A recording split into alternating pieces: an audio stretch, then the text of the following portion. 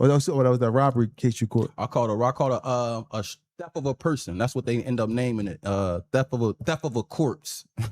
That shit look crazy on my of a corpse. Yeah, it look crazy on my jacket. Like, can you talk about that or no? We robbed a nigga. We robbed a Mexican down that joint.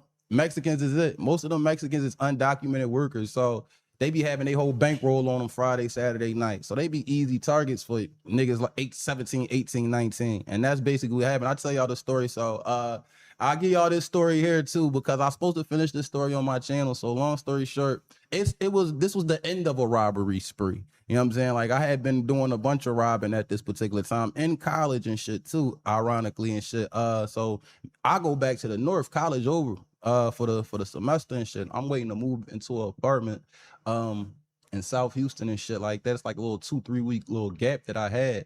So I'm running around with the niggas that I was running with before I went to college. Just I went to school with and shit on the north side. Me and two of the niggas end up going out on a little jukes and shit to go robbing motherfuckers, just random niggas, just hopping out on random people, jamming them and shit. So this one particular Mexican we went to go rob, he wasn't going. The nigga folly chased us. So we get into them in a 94 Thunderbird. We get into this high speed chase all through North Houston, this shit. The nigga end up going to these apartments on Aldine Melrock. For those of y'all, my Texas people that's watching this shit and that's gonna see this or whatever. And I run out of gas.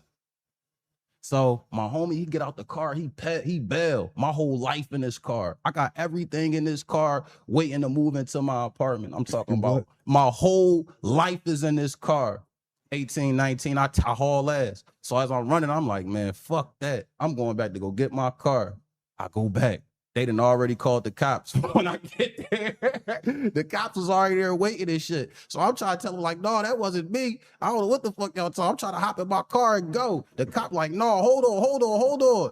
Fight like, come with me and shit. Put me in the back of the car. They don't cuff me up at first. I see the Mexicans telling this shit. They booked me for that shit. I ended up doing 6 months for that one, for that robbery. I did 1 month in the county. That's what I mean by the county down there, especially at that time. The jail was so crowded in Texas at the time because the New Orleans niggas had that shit so flooded and so packed. The judges was giving niggas 3-to-1s and 4-to-1s, meaning if you sentenced to a year, you only got to do 4 months or 3 months and you out of here type shit. Like, they was kicking niggas out of jail because there was nowhere to put them. They don't send you upstate with a sentence like that, though, do they? Like down there, like to a state jail. You stay in the county. You gonna if you got a 3-to-1 and all that. You staying in the county down that joint.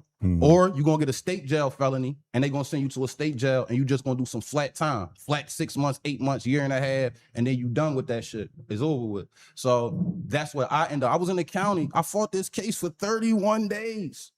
In the county jail. In them 31 days I was in the county, I had to get the fuck out of there. I got beat up by the Bloods. They jumped me. The guards fucked me up. And then I got into a little race war down there, joint with the Mexicans just moving on the block after I got beat up by the guards and the Bloods. I moved on the block there in the middle of a gang war with the Mexicans down there, joint. And that's another thing down there too. Mexicans, salute to all my Mexicans too. They run that shit. Hold on, what you mentioned, you said you got robbery of a corpse. What was that you said? Theft of a corpse. That's what the charge is. A corpse, but a corpse, exactly, like a dead body, right? That's how that shit look on my jacket. So when I be seeing employers and shit, they be like, "You stole a dead body." When I got the Camp Hill, that's what they was saying. I'm like, no, it's theft of a person. We just robbed somebody, and I'm gonna send you the paperwork. I'm gonna send it to you so you can see it. I'm thinking that you. Right. It's a crazy choice of words to use corpse. That's the word that they used on the paper. Because corpse to me means deceased. Yeah, right? You know what I'm saying? Like, nigga, you was playing in caskets. I want to talk about this situation that happened to you, right? Because, a lot of people don't really be knowing that. They think when they go to jail, okay, it just stopped there. It don't stop there as far as violence. No, you really got to be the man that you portrayed you was before you came to jail, from my point of view. Okay. But what happened with you with the Bloods, man? Like, how did that go down? Because that seemed like it's intriguing. TEX SAYGO on YouTube, subscribe. Y'all want to know the full story, y'all can go over there, y'all can check it out. I just spoke about this a few times and shit. My bad, I had to plug the platform. Yeah, you got to. I do a lot of prison stories over there, but with the Bloods and shit, it was some jail politics, and this was my first time as an adult being locked up in Houston, Texas. It's foreign to me. Now, I have been living in Houston, but to me, I'm a Philadelphian at this particular time. I spent all the years that counted here. You know what I'm saying? I just went back there because I was a knucklehead out here. My mom couldn't handle the shit no more. I'm out in and out of youth study center. Glenn Mills didn't even want me. I've been in Friends a few times. You know what I'm saying? All types of shit was going on around this joint. So my mom like, man, get the fuck out of here. You know what I'm saying? So the Bloods and shit, how that particular situation, first they tried to extort me. It started with some commissary shit. You know what I'm saying? They tried to make me go to the store and buy him cosmetics for food type shit. And I ain't know what was going on. I wasn't doing it. Then I'm in this little 8-man cage with all Bloods. I'm the only civilian. The seven other people in they this all blood. Bloods in here. So they eating together and all this other goofy, like they got a little camaraderie. I'm civilian slum. So they ain't offering you nothing or nothing. So that's how it started. I end up going to the store and shit, and I put in with them niggas, and what I got back wasn't sufficient. You know what I mean? Exactly. I hate that, bro. Yeah. You done picked 2 turkey logs, 3 mackerels, and got this little ass bowl. All back. And niggas that didn't put nothing, they all eating good. Big bowls. And I'm like, I ain't no turkey now. I ain't no blood, I ain't no bitch. Yeah. Y'all cheating. You know what I'm saying? So basically, they took your my commissary. shit. So, and then they really took my shit. So one day I wake up, that's later on over that night or the night after that, but I wake up in the middle of the night to go in these 8-man cages, literally no privacy. All your food, there's nowhere to even put your shit. Everybody just got their shit lined up on the floor by the toilet. So I go by my little part where my food at. It looked like a nigga took my peanut butter, like took the cup of my peanut butter and just went like that to my joint and just ate the shit. Like, so I wake everybody up in that joint. Fuck that. Who ate my peanut butter in this joint? Pause. You know what I'm saying? So, and that's how it started. Me and the nigga ended up getting to a little rumble right there in the joint. So, the rollers, they could see directly into the cage. They roll on me in there. So they could see directly in the cage, though. They cut the lights on and shit in that joint. They like, yo, we gonna come in, because they beat you up. The guards down, the rollers and the sheriffs, they beat you up in that joint. Like, they put their hands on you, especially the young ones, the kids and shit. Like, they gonna trash you in that joint. So they threaten us with that. I try to go back to sleep, but I can't sleep in this cage because I'm in here with all these niggas. They done stole me out my sleep, all types of shit. Oh wow. So when the day room open up in the morning time, the cages open up. But if you shut the cage, they're not gonna open it back up until like lunch or count time or some shit like that. So you're gonna either be stuck in that joint or stuck out that joint. So they all, when they in the morning time, they all ran up because there's bloods all over this dorm. So they all ran up to go tell everybody what happened. You know what I'm saying? Yo, we fucked the ball up in that joint. When they all leave out, I shut the joint. Boom. Yeah, y'all can't get back. You can't get back in here for some hours. I'm They chilling. got it back open. I didn't know it. I go to sleep. Bro. Oh, you in there asleep? I'm in there asleep. I feel something fall off my face. I look, I see the like paper cup like falling off of my face, y'all. Like it hit me like I'm on point. They done stole me out my sleep. So now everything I'm on angles in this joint. You know what I'm saying? So I see it fall, I see it hit the ground. It's all types of shit on the ground. They've been throwing shit at me for a while now. Paper balls and pencils. They in the day room. They didn't got this joint open. So I'm like, oh no, it can't happen like this. You know what I'm saying? Like I just couldn't do it like that. So I go back, it was 3 of them. TG, short. Aaron, when you locked up down there, where you from is what they basically gonna call you. So TG was short for Trinity Gardens, Acres Homes, and Bloods is so deep down there. I'm talking about Bloods is deep as shit, but they not deeper than like the Houston, the Mexican gangs, and we'll get to that too though.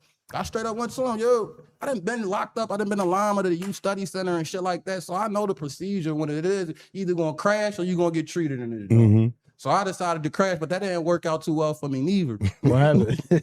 They fucked me up, and then the guards came and treated me It's too. my man right here. That ain't work They out. said that- So when you went to go crash, what you slid up on one and two? There was 3 of them sitting under the little TV. It's like a little blind spot. That's where niggas used to get the ones at, the little fees. Like, so I went up right up there, like, I don't care who threw it. Somebody got to hand me a rumble. So the nigga who I was fighting the night before in the tape, like, I ain't throw it, but I'll rumble you. Before the words left his mouth, I still him.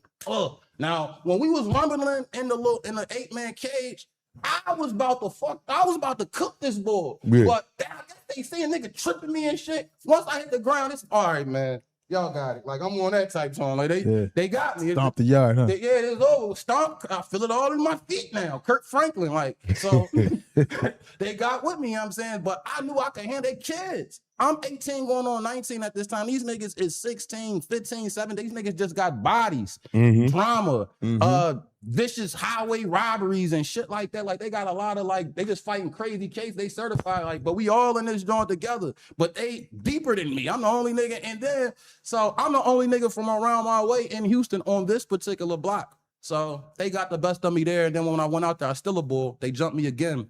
The guards see the whole thing this time. They actually knocked me out. So Yeah, I got knocked out that time. They knocked me out and shit. Oh, how you get? Oh, somebody stole you from the back. So I right? still ball, and somebody knocked me right out. Boy, that's how I'm not laughing at you getting, because I'm laughing at me seeing it like vividly. Yep, That shit goes down at the drop of a dime. just like that. So, I so still you don't ball. need it. All you remember is throw the punch and then just wake it up And the guard over top of me with some black gloves on, coming choking me the fuck out. That's how I woke up.